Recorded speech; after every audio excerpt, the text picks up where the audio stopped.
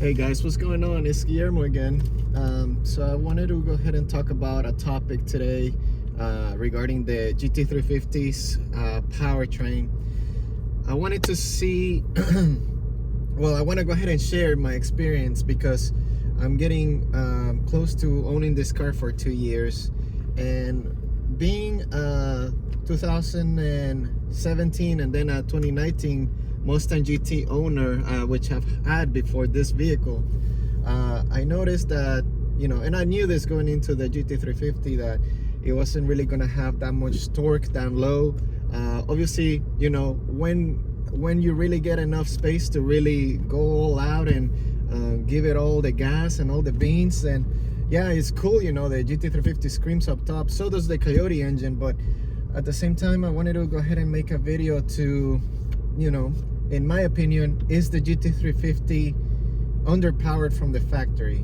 And there's a lot that's gonna go into that.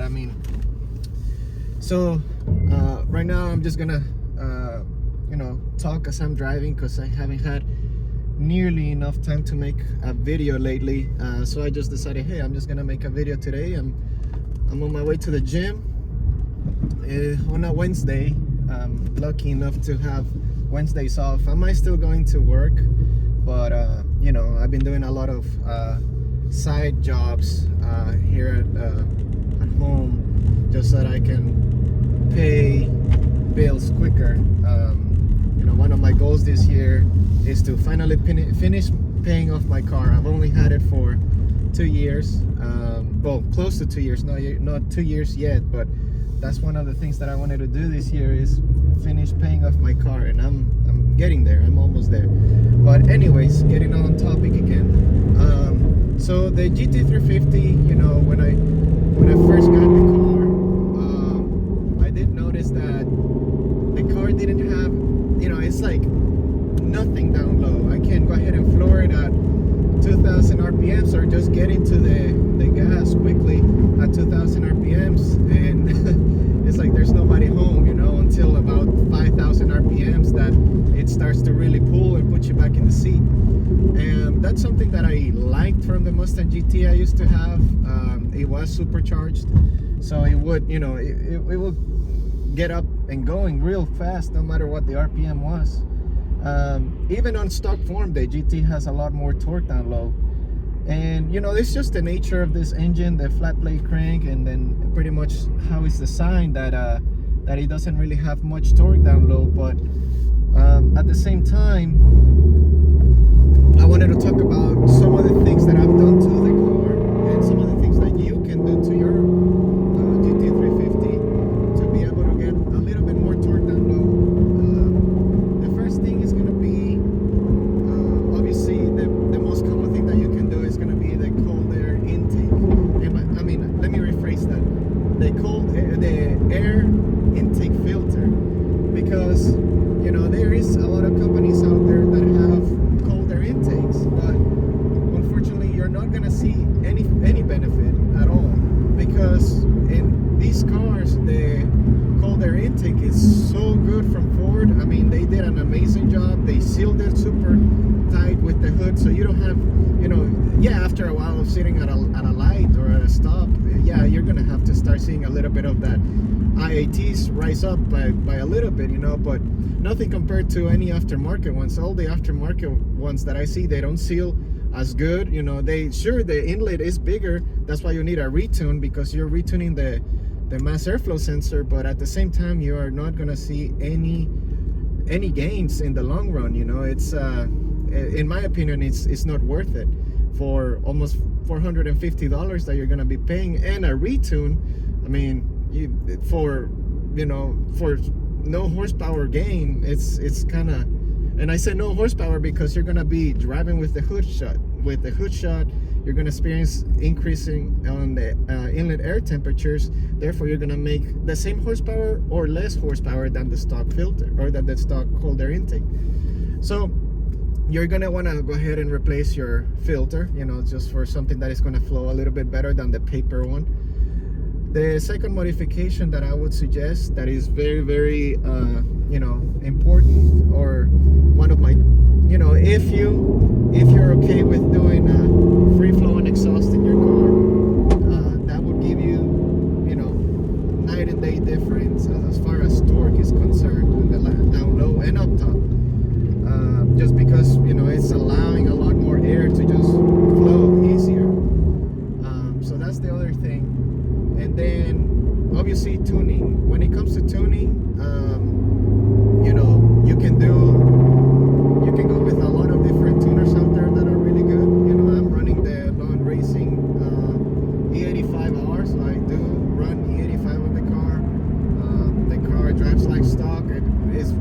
other than just the air intake filter, the free flowing exhaust, and then the 85 tune in the car.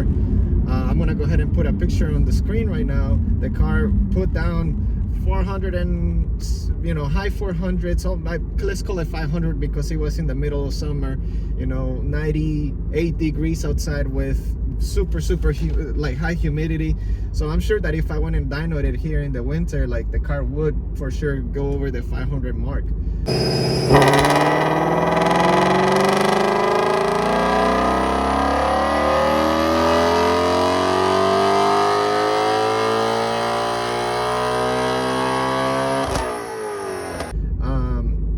Another thing is, let's talk about manifolds. I've seen a lot of, no, I actually haven't seen a lot. I've seen a few. I can count it with one hand. In the on YouTube, and people that I know here in Houston, I only know of two guys with, Houston is big in racing, so I only know of two guys that have GT350s, and they went ahead and put a Cobra jet on their cars. I'm not gonna lie to you, I am curious to see if that'll make a difference, because on the 2018 Mustang that I used to have before it was supercharged, I went ahead and threw a Cobra jet manifold that I had on it with the Ford Racing Calder intake. That car, when it was bone stock, just with headers, with just that E85 tune from Lund, it went ahead and put down, it was a manual performance pack too, it went ahead and put down 480 horsepower to the wheel. And now, and then I went ahead and put a Cobra jet in it, and the car didn't pick up any horsepower. But in my opinion, if you're gonna go ahead and do a Cobra jet, then you're gonna want to put cams on the car to pair up with it, because the limiting factor at that point, the reason why it's not making any more power is not because of the Cobra jet or the intake, is because of the cams. So the cams are limiting it to a certain RPM. Now, getting back on topic on the GT350, the GT350 has way different cams than a 5-liter, so it's gonna be able to rev higher. So I wonder, and even Lund says that they've tuned a couple of GT350s, they put a Cobra jet in it, and the car just picks up a ton of torque. So that might be one of the things that I'm gonna be doing in the future, because I'm somebody that always likes to try things out. So I might be doing that soon. It's a lot of money, I gotta admit, for manifold intake.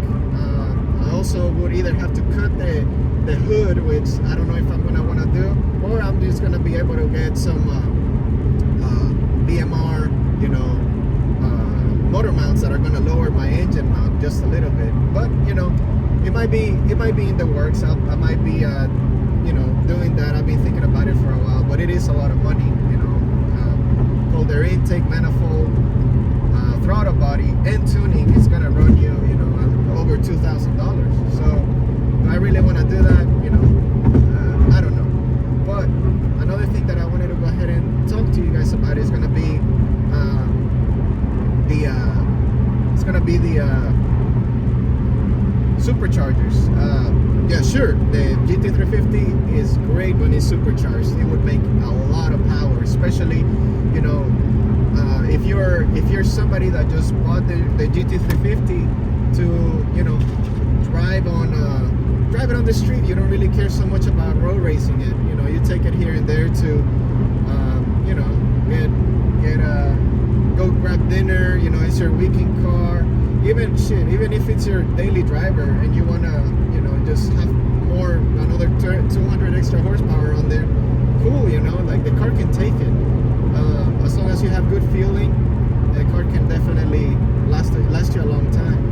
But where I'm getting myself into is, what if you're a track guy? What if you're somebody who likes to take it to autocross, to track events, like myself?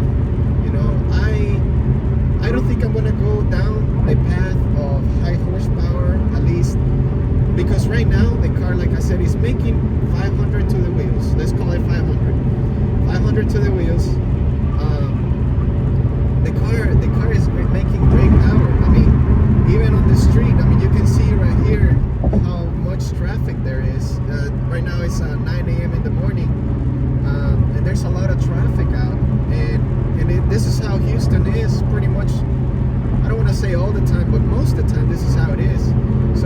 especially I can really go out and like up north in Pennsylvania area. You guys have a lot of nice roads out there with a lot of twisties. Well, here this is all I have. I mean, it's mainly, not unless I want to go to a back road that is 45 minutes away, then I can have some fun. But this is pretty much straight line and highway, and you stack up a lot of miles, and you don't really have that much fun with the car. So this is why Houston is so big into drag racing and roll racing, is because we got a lot of space for it, and that's all there is. But then you have the guys that like myself. There's not many, but we're into the handling aspect of driving. So I wanna keep my car very, very good in handling. I know the Cobra Jet would make me have to get rid of the strut tower, which, to be honest with you, I don't think the strut tower does a lot. I think it's gonna be the black piece that goes connected into close to the firewall and back to the strut. I think that's the piece that does a lot, and I don't have to take that off whenever I put the Cobra Jet. So I mean, it'd be interesting to try it. I might even ask one of my friends, hey, let me borrow your Cobra Jet. He has a Cobra Jet. Let me borrow your Cobra Jet. We'll snap it on real quick and just get a tune from Lund just to try it out. And yeah, I'll pay for a tune, but it's giving Lund some business, which I don't mind at all. They're great guys, and just do some testing with that, to see if, hey, is it really worth it? Because the one guy that has posted it on YouTube, he made a very vague video. I mean, he just said how to put a Cobra Jet in your Shelby GT350. He never did no 60 to 130 testing before and after, which I would want to do, just to see if it's worth it. But I'm sure that for the money, which is, we're talking over $2,000 for everything if you buy it brand new, I don't think it's gonna be worth it. Especially, but if you're somebody that is trying to extract everything out of your car, sure, it's gonna be perfect if you want to keep it NA. But for that amount of money, just save up and just get yourself some,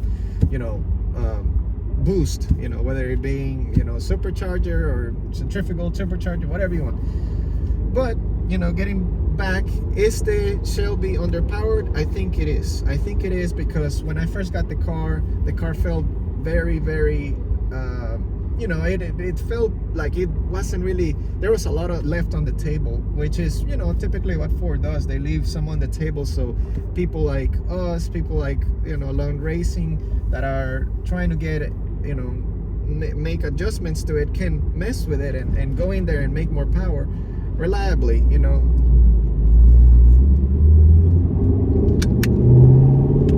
So it's pretty cool. It's pretty cool how Ford did that. They have the tables on the computer that you can just enable to run E85 without any changes. So another thing is gonna be, the car has great potential as far as, I mean, it has big wheels and tires. Tires are sticky, especially on the R, but even on the regular 350s, the Super Sports, they're great tires. The brakes are amazing. The suspension is amazing. So the car can definitely take it. And just driving around town, and you're mainly gonna stay between 2,000 to 6,000 RPM on the high side 90% of the time, then you're gonna want a little bit more torque down low. So in my opinion, that those are the only two. If you want to stay NA, the filter, and then the free flowing exhaust, and maybe a tune, I guess that's three modifications that you should be looking into if you want to get into a GT350 and make a little bit of a tweak just to make it feel a lot better. In my case, that's what I did, and that's what I would recommend. Now, if you go ahead and supercharge it, then like I said, that's a different story. You're gonna make a lot of power. It's a lot of fun, but you will lose some of that, track car characteristics. I mean, now you're gonna be getting on track. I don't know how anybody could do that on their 350. Go on track and beat the snot out of it for 30-minute sessions, and I couldn't do it. I mean, I would be worried to the max. Oh, Zeal one. I would be super worried because, man, you know, now I'm having to worry about the damn, you know, IATs. I'm worrying about belts. I'm worrying about timing. You know, the engine is too expensive to put a supercharger and take it to the track. You know, that's, now if you're, like I said, if you're on the street, you're not nearly gonna get anywhere close to that danger zone. But I wouldn't do it on at the track. No way. You know, the car, they go through so much at the track. You're feeding them. You're taking them to, you know, levels that the car is not really, you know, it's not really optimal to do that. You know, shove boost down. Now now that we're talking about superchargers, I wanted to go ahead and talk about the GT350 versus the GT500. And, you know, just a little disclosure that I'm gonna throw out there. GT500, it is an amazing car. Ford did an amazing job. The transmission alone is great. I think, you know, I am a manual guy. Yeah, I'm a manual guy, but I am all about, you know, making something better as far as track times and everything like that. The GT500 is an amazing vehicle, but the biggest thing, and this is the reason why I would never get one, even if I could go out there and you know, even if Ford said, hey, we'll trade you your we'll give you a killer deal on this 500 for your 350, I would never get rid of my car over a 500 because of the weight alone. I mean, we're talking Hellcat territory right now. I'm gonna put up on the screen, but it's over 4,000 pounds that the GT500 is, compared to a 350, which is in the 3,700 pounds. I mean, to me, that's insane. Even there's a young guy, a young YouTuber. His name is Speed Phenom on YouTube. You know, I can't stand the way he talks on his videos, but you know, the kid makes some pretty nice content. Other than, you know, he speaks kind of annoyingly. He put some pretty nice content out there about, he went ahead and bought a regular GT500, and then later on he went ahead and bought a trackback GT500. The track, and you know, he ended up selling it. He ended up selling the trackback GT500 because he said, he made a video about this. He said this car is such a heavy car. It goes through brake pads, it goes through tires every other session. It's not practical. And then he used to have a GT350R before, super beautiful car, white with blue stripes. And well, that car ended up being sold for the GT500. And you know, he says the GT350 is such a superior car on track because it's so practical. I mean, you can put tires on the Shelby GT350, and because of weight alone, weight differences alone in the car, the 350 is gonna last you a lot longer on brake pads. It's gonna last you a lot longer on tires. It's gas. I mean, fuel. The GT500 consumes fuel like crazy because it's supercharged. 700 and something horsepower. I mean, obviously it's gonna make, you know, it's gonna require a lot of fuel, but you know, for what cost? For I mean, I think well-balanced GT350, yeah, sure, you can make a few mods like the camber plates and you know, make sure your suspension is on point. If you can go with maybe a little bit of stiffer springs, and you know, we're talking within $1,000 of modifications, you can get a GT350, you know, to handle even better. Because in my opinion, the 350 handles better than the GT500 because of weight alone. The GT500 is just faster because it has a faster shifting transmission. You don't have to do this all day, right? But the computer is doing it for you, or the paddle shifters are doing it for you. They're you know, lightning quick shifts. So yeah, the GT500 will be a faster car. Is it a better car? In my opinion, it's not a better car. Even, let's go ahead and let's put on a GT350. What if Ford went ahead and put you know, the same DCT that's on the GT500? I mean, the GT350 will mess up any 500 on any track. maybe not the Nürburgring because it is a high-speed track, so horsepower is gonna kill it. But you know, any track that is well balanced, that has a lot of twisties, I mean, I believe the 350 will, you know, come up on top all the time.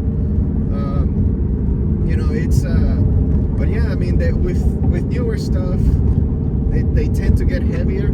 I wish Ford would have done something in regards to that. You know, use the same principle that they did with the GT350 to the 500, but unfortunately it got way too heavy.